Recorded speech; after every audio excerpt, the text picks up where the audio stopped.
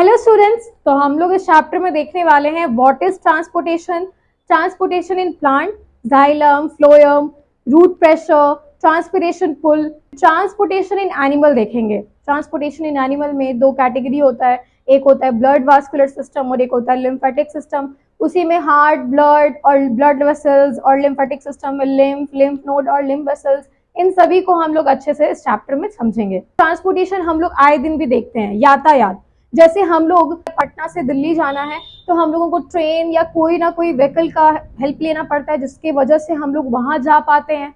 तो ठीक उसी तरीके से हमारे बॉडी में भी कुछ मीडियम, कुछ माध्यम होते हैं, जैसे कि ब्लड या लिम्फ मीडियम का काम करते हैं। जैसे कि फूड पार्टिकल्स हो सकते हैं या फिर कोई भी बॉडी वेस्ट हो सकते हैं, वो उसके अंदर मिल जाते हैं और साथ में वो लोग ट्रैवल करते हैं और हर एक सेल से होते हुए गुजरते जाते हैं। और हम लोग देखते हैं कि वो एक एक करके सब जगह जो भी सब्सटेंस को पहुंचाना है वो पहुंचाते पहुंचाते घूमते रहते हैं। तो ये इस चैप्टर में यही समझना है कि कैसे ट्रांसपोर्टेशन या सर्कुलेशन कैसे होता है। Transportation in plant, transportation in plant कैसे होता है, तो उसका माध्यम होता है वाटर। यानी प्लांट के पूरे बॉडी पार्ट में सबसे नीचे वाला पार्ट को क्या कहते हैं, रूट सिस्टम, सबसे ऊपर वाले पार्ट को क्या कहते हैं, शूट सिस्टम। तो पूरे बॉडी पार्ट में पानी ही एक ऐसा माध्यम होता है जो सभी चीजों को लेके घूमता है और जिस भी सेल को या जिस भी टिश्यू को कुछ चाहिए होता है वो उसको मिल जाता है। तो वैसे ही यहाँ दो टिश्यू काम करते हैं, यानी दो पाइपलाइन काम करती हैं। और ये सिर्फ और सिर्फ एक पाइप्स नहीं होते हैं, ये बहुत ही स्पेशल टाइप के पाइप होते हैं। इस पाइप के अंदर कोई भी इंटर कर सकता है और कोई भी इससे बाहर निकल सकता है। साथ ही साथ इन दोनों का क्या नाम होता है, एक का नाम होता है जाइलम और दूसरे का नाम होता है फ्लोएम। जाइलम एक ऐसा टिश्यू होता है जो सिर्फ और सिर्फ पानी और मिनरल्स लेके जाता है, वहीं फ्लोएम जो होता है वो सिर्फ और सिर्फ फूड पार्टिकल्स को, फूड सब्सटेंस को लेके जाता है एक पार्ट से दूसरे पार्ट में। अभी हम लोग समझते हैं जाइलम को। जाइलम जो होता है वो क्या करता है, सिर्फ और सिर्फ वाटर एंड मिनरल्स ले जाता है। ये एक डेड सेल से मिलके बना होता है। और तीसरा पॉइंट है, ये सिर्फ यूनि डायरेक्शन में काम करता है, एक ही दिशा में जाता है, रूट से पूरे बॉडी पार्ट तक। रूट्स क्या होते हैं, सॉइल के अंदर होते हैं। सॉइल में ढेर सारे पानी और मिनरल्स प्रेजेंट होते हैं। सॉइल से पानी चला जाता है रूट में और रूट से फिर वो ऊपर की तरफ ट्रैवल करता है। और देखते हैं हम लोग कभी कभी प्लांट को नहीं भी पानी देते हैं, पौधे को तो पानी दे देते हैं, लेकिन बड़े बड़े पेड़ जो हैं उनको तो हम लोग पानी नहीं देते हैं, फिर भी वो कैसे हरे भरे रहते हैं और उनको कैसे पोषण मिलता है। तो पानी का रिक्वायरमेंट हर एक प्लांट को होता है, लेकिन वो अपना रिक्वायरमेंट खुद ही पूरा करता है। कैसे पूरा करता है, तो वो सॉइल से ही पानी को खींचने का काम करता है और खींच के फिर अपने पूरे बॉडी पार्ट्स तक लेके जाता है। इसी मैकेनिज्म को हम लोग आगे पढ़ेंगे। और अब समझते हैं फ्लोएम। फ्लोएम बता चुके हैं कि ये एक ऐसा वास्कुलर टिश्यू होता है जो क्या करता है, सिर्फ और सिर्फ फूड पार्टिकल्स या फूड सब्सटेंस को ले जाता है। अच्छा, हम लोगों के प्लांट में खाना कहाँ बनता है, हम लोग बचपन से पढ़ रहे हैं, लीफ में बनता है। लीफ को बहुत बार किचन ऑफ द प्लांट भी कहा जाता है। इसी के अंदर बनता है फूड, और ये फूड को लेके कहाँ जाएगा, तो लीफ से वो पूरे ऊपर भी लेके जाएगा और पूरे बॉडी के नीचे भी लेके जाएगा, क्योंकि फूड का जरूरत तो सबको होता है। तो देखते हैं कि ये बाई डायरेक्शनल होता है, या कह सकते हैं कि it works in all direction, सभी दिशाओं में ये काम करता है। कौन, फ्लोएम। और दूसरा खास बात या डिफरेंस क्या है, जो कि जाइलम और फ्लोएम में डिफरेंस लिखने आ ही जाता है एग्जाम में, कि क्या डिफरेंस है, तो तीसरा डिफरेंस होगा कि जैसे कि जाइलम में क्या होता है, डेड सेल्स होते हैं, वहीं फ्लोएम में क्या होता है, हमारे लाइव सेल्स होते हैं, अलाइव सेल्स होते हैं, जो ग्रोइंग सेल्स होते हैं, डिवाइडिंग सेल्स होते हैं, जो कि क्या है, जिंदा है, आगे अपने एक सेल से दूसरे सेल्स को डिवाइड करके बनते रहेंगे। कि पानी को रूट से पूरे बॉडी पार्ट्स तक पहुंचाने का जो प्रोसेस है, जो ट्रांसपोर्टेशन है, उसे ही क्या कहते हैं, एसेंट ऑफ सैप कहते हैं। यानी कि यही लिक्विड जो है, जो ट्रांसपोर्ट होके जा रहा है, उसे क्या कहेंगे, एसेंट ऑफ सैप कहेंगे। और ये जो एसेंट ऑफ सैप है, ये कैसे जा रहा है, यानी इसका एब्जॉर्प्शन कैसे हो रहा है, पानी जो है वो रूट के अंदर कैसे आ रहा है, उसको समझते हैं। ये स्टेप बाय स्टेप होता है। सबसे पहले जो रूट्स होते हैं, एक मेन रूट होता है और उसके बहुत सारे ब्रांचेस होते हैं। तो जो ब्रांचेस होते हैं और मेन रूट होता है, उसमें भी कुछ हेयर यानी फाइन फाइबर्स होते हैं, रेशे होते हैं। और हम लोग देखते हैं, जैसे कि हम लोग कैरेट देखते हैं या रेडिश देखते हैं, तो उसमें क्या होता है, एक धागा धागा जैसा कुछ निकला रहता है, वही है रूट हेयर। रूट हेयर क्या करता है, ये हेल्प करता है पानी को एब्जॉर्ब करने में। सॉइल क्या है, सॉइल के नीचे बहुत सारे पानी और मिनरल्स पहले से प्रेजेंट है। अब यही अंडरग्राउंड वाटर या फिर मिनरल्स, अब क्या होगा, रूट हेयर जो है वो उसको एब्जॉर्ब करेगा, एब्जॉर्ब करेगा, लेकिन कितना कर पाएगा, ज्यादा तो नहीं कर पाएगा, थोड़ा बहुत कर पाता है। तो इससे क्या हो जाता है, एक डिफरेंस क्रिएट होता है। रूट के अंदर बहुत कम पानी रहता है और रूट के बाहर सॉइल में क्या रहता है, बहुत ज्यादा पानी रहता है। और हम लोग जानते हैं कि जब कोई भी सेल मेम्ब्रेन के दोनों तरफ अगर ज्यादा और कम का अनुपात हो जाए तो इसी को क्या कहते हैं, कॉन्सेंट्रेशन डिफरेंस कहते हैं। और इसी में हम लोग जानते हैं कि हमेशा हायर कॉन्सेंट्रेशन से लोअर कॉन्सेंट्रेशन की तरफ कोई भी चीज जाता है। तो इसीलिए सॉइल में जो पानी बहुत ज्यादा है वो किसकी तरफ चला जाता है, जिस जिस पार्ट में बहुत कम पानी है, यानी कि रूट की तरफ चला जाता है। और इसी तरीके से सॉइल का पानी अपने अपने ही सेल मेम्ब्रेन की हेल्प से ट्रांसफर हो के कहाँ चला जाता है, रूट में। रूट के बाद वो सीधा काम नहीं आ जाता है, रूट में एंटर करने के बाद वो जाता है सबसे बाहरी सेल्स की तरफ, उसे ही कॉर्टेक्स सेल कहते हैं। हमेशा कॉर्टेक्स का मतलब होता है बाहर, बाहर की तरफ वाला सेल। तो जैसे ही इंटर करते हैं रूट में तो हम लोग किससे मिलते हैं, कॉर्टेक्स सेल से। कॉर्टेक्स सेल से जब हम लोग और अंदर जाते हैं तो किससे मिलते हैं, एपिडर्मिस। एपिडर्मिस क्या होता है, तो ये भी हम लोग टिश्यू पढ़े थे, ये एक बाहरी टिश्यू होता है, ये भी क्या है, आउटर टिश्यू। इसके अंदर एंटर करता है तो वो कहाँ पे पहुंच जाता है, जाइलम टिश्यू के पास, जो कि मेन टिश्यू है किसके ट्रांसपोर्टेशन के लिए, वाटर एंड मिनरल्स। तो यहाँ हम लोग समझ गए कि एक्चुअली में वो कैसे पानी एंटर कर रहा है रूट में।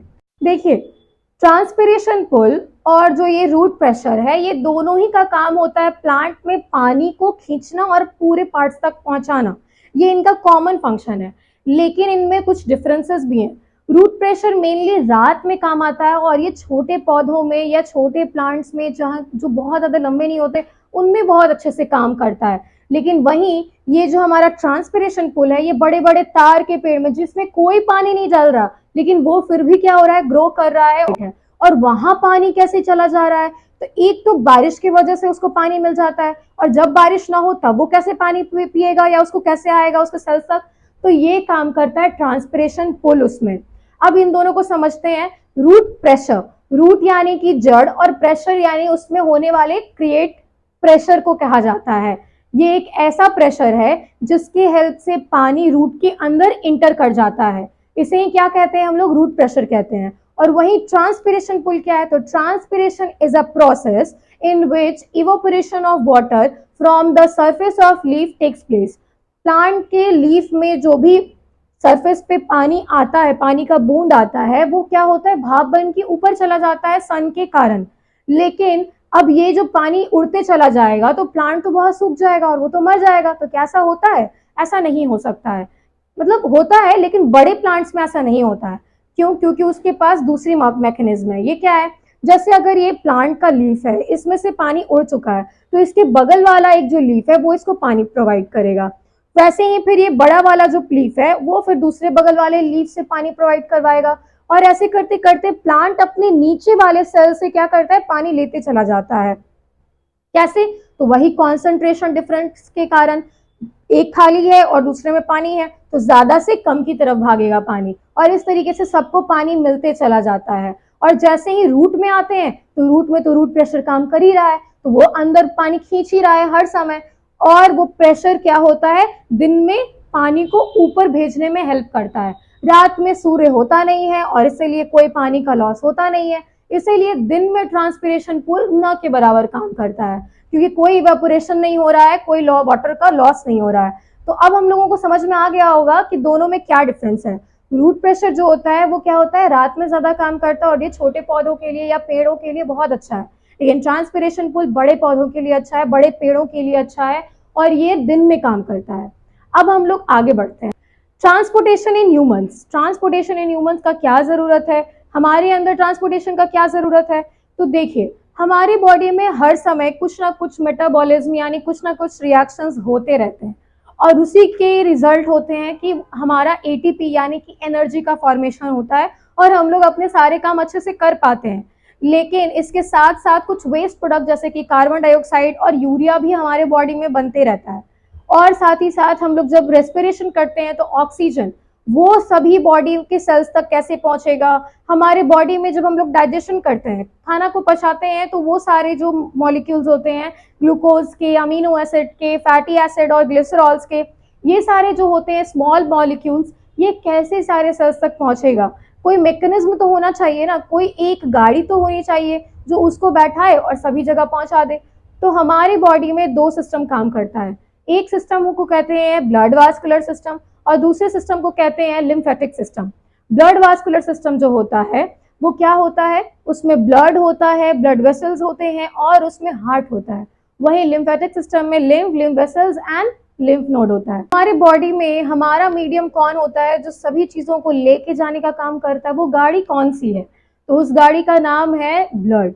ब्लड, खून क्या है? तो ये सभी व्यक्ति के अंदर होता है, सभी ह्यूमंस के अंदर होता है, लाल रंग का होता है, ये हम लोग तो जनरली जानते हैं। लेकिन इसके मेन कंपोनेंट्स क्या है, डिटेल में अभी पढ़ना पड़ेगा।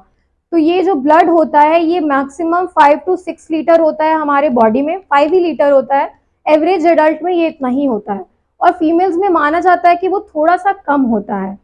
फिर हम लोग जानते हैं कि ब्लड जो है वो ट्रैवल करता है क्लोज सिस्टम में। हमारा पूरा बॉडी क्लोज है, बंद है, कहीं से भी कोई छेद नहीं है जिसके थ्रू वो निकल सके। अगर ऐसा होता है कि कोई कट हो जाए तो वो डेंजरस होता है हमारे लाइफ के लिए, क्योंकि ब्लड का हमारा एक एवरेज ब्लड का हमारी बॉडी में हर समय रहना जरूरी है, नहीं तो फिर हमारे सारे सेल्स को जो चाहिए वो नहीं मिल पाएगा। ब्लड ही एक वैसा मीडियम होता है जो सभी चीजों को अपने अंदर रखता है और उसे लेके हर एक स्टेशन पे यानी हर एक सेल्स तक पहुंचाने का काम करता है। प्लाज्मा, प्लाज्मा जो होता है वो हमारे ब्लड का सबसे क्या है, लिक्विड पार्ट है, लिक्विड एलिमेंट है। और वो जो लिक्विड एलिमेंट है उसी के अंदर होता है WBC, RBC और प्लेटलेट्स। प्लाज्मा जो होता है वो 90% 90 to 94 या 95% वाटर से मिलकर बना होता है, यानी कि वो क्या है, एक तरीके का पानी ही है जिसमें कि सभी चीजें तैर रही हैं। अब प्लाज्मा जो होता है इसका कलर येलो या फिर व्हाइटिश कलर का होता है, मतलब बहुत ही फीका। RBC जो है वो रेड ब्लड सेल है, नाम से ही समझ में आ रहा है ये लाल रंग का होता है। और ये लाल रंग का क्यों होता है, क्योंकि इसके अंदर रेड पिगमेंट हीमोग्लोबिन प्रेजेंट होता है। लाल रंग का केमिकल या बोल सकते हैं सब्सटेंस जो कि इसके अंदर प्रेजेंट होता है उसे कहते हैं हीमोग्लोबिन। हीमोग्लोबिन बहुत इंपॉर्टेंट होता है, क्यों? ऑक्सीजन के साथ दोस्ती करता है और उसके साथ फिर कंबाइन होके ऑक्सी हीमोग्लोबिन बनाता है और फिर वो ट्रैवल करता है थ्रू आउट बॉडी।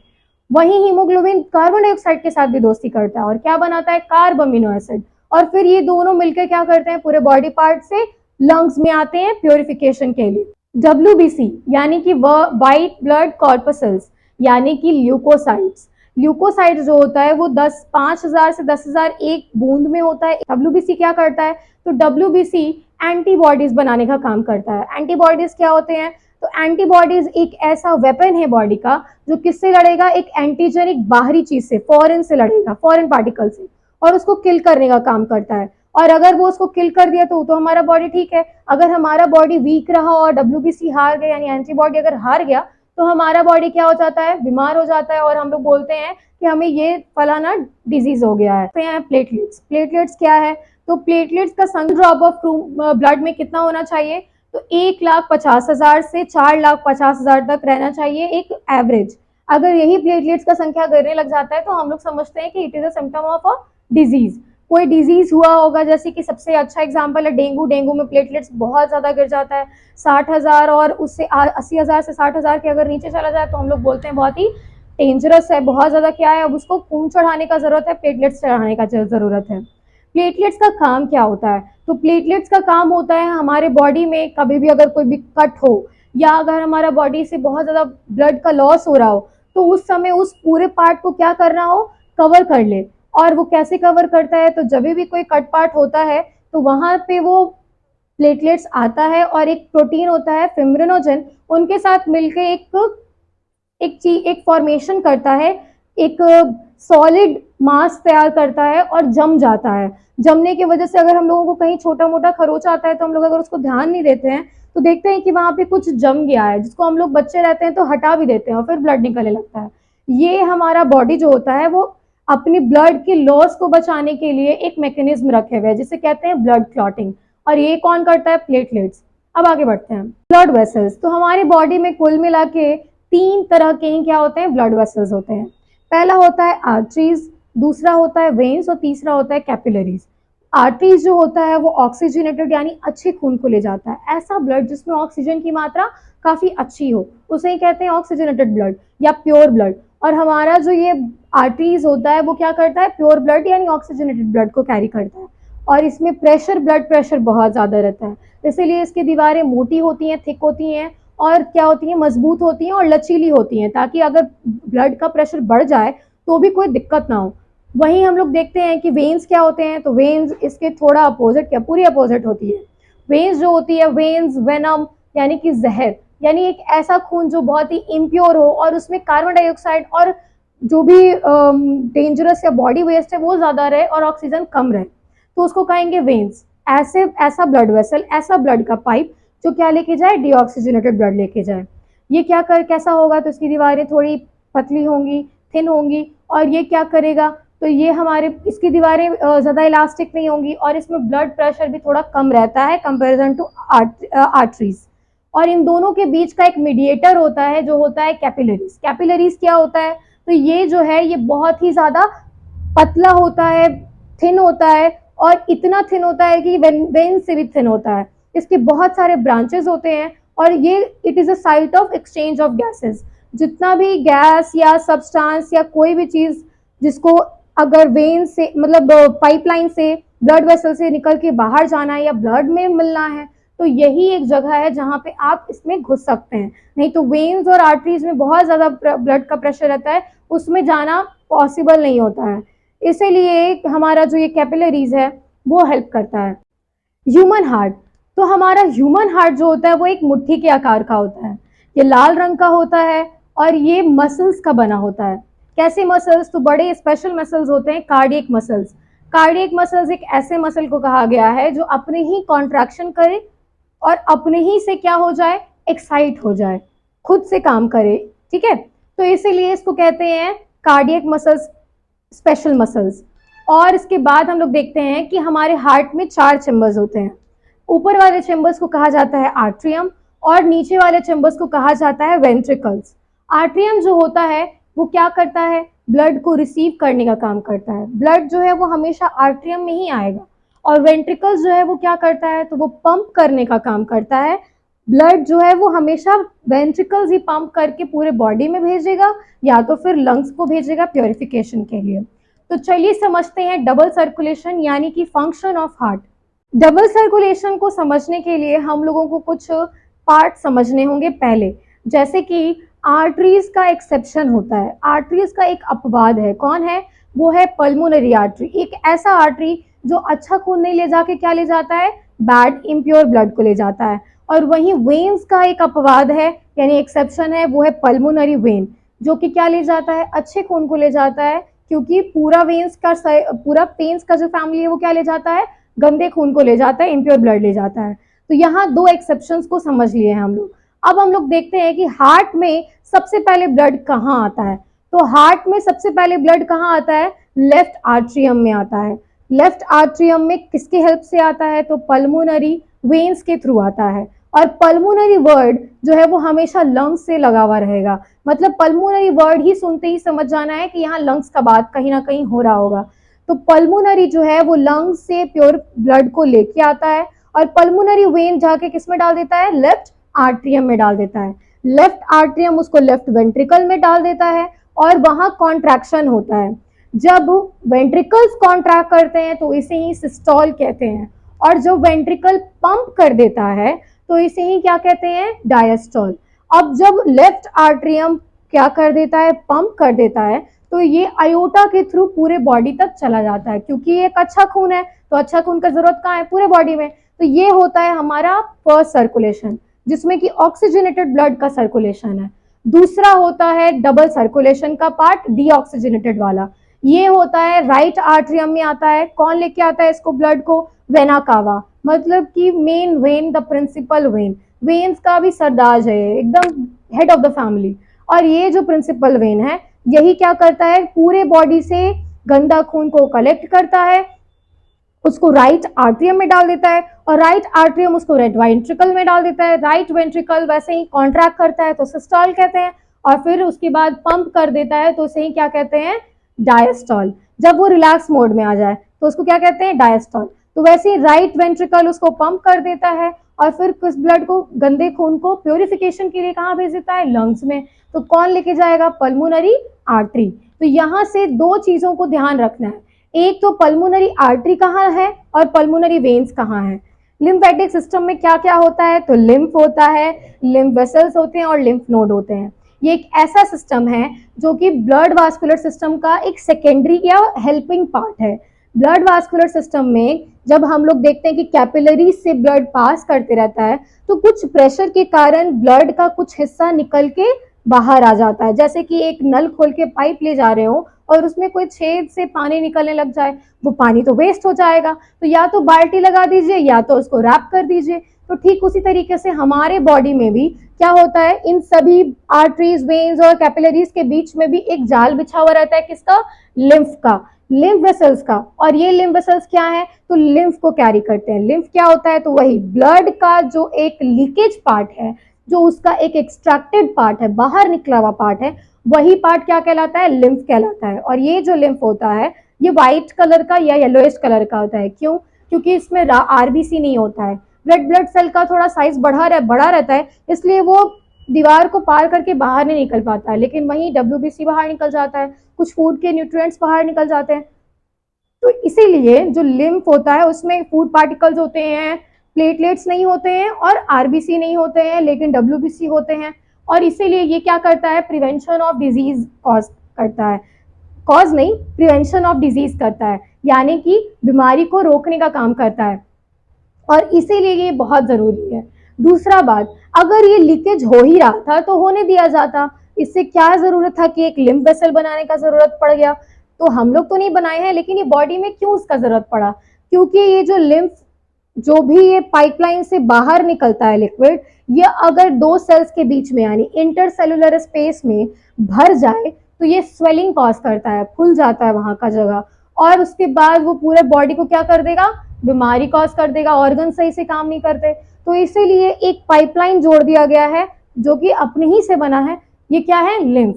अब ये जो लिम्फ वेसल्स होते हैं, लिम्फेटिक सिस्टम होते हैं, ये क्या अपने इंडिपेंडेंटली काम कर रहे हैं? तो ऐसा नहीं है, ये वापस से फिर जुड़ जाते हैं ब्लड वास्कुलर सिस्टम में। मतलब कि एक लीकेज सिस्टम है जो एक प्रिवेंशन कर रहा है कि कोई डेंजरस काम ना हो, डेंजरस कुछ चीजें ना हो, और फिर से वो लिक्विड को स्टोर करके वो बाल्टी फिर से किस में डाल दे रहा है? तो टंकी में पानी डाल दे रहा है, यानी कि हमारा ब्लड वास्कुलर सिस्टम में वापस से उस लीकेज पार्ट को डाल दे रहा है। तो ये हम लोग बहुत अच्छे से समझ चुके हैं कि सर्कुलेशन क्या होता है और ये हमारे बॉडी में कैसे होता है और प्लांट्स में कैसे होता है। तो अभी के लिए इतना ही, लेकिन हम लोग मिलते हैं नेक्स्ट वीडियो में।